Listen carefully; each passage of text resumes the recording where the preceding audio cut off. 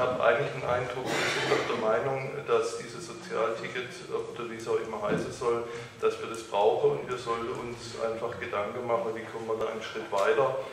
Und gut, das war jetzt meine einleitende Worte. Ich wäre eigentlich schon dafür, dass man nochmal überlegt, wie macht man jetzt den nächsten Schritt und wen muss man ansprechen.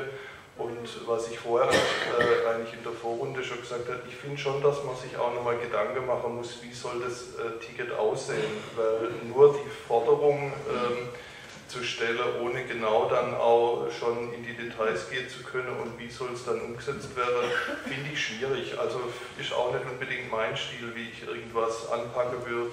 Also ich denke, wir sollten das Getrommel ein bisschen runterfahren und vielleicht dann gucken, dass wir in irgendeine Phase kommen, wo wir die Dinge weiter betreiben. Und ich bin gern bereit, auch in den Gremien, wo ich bin, diese Dinge reinzutragen und zu gucken, dass wir die Sache unterstützen.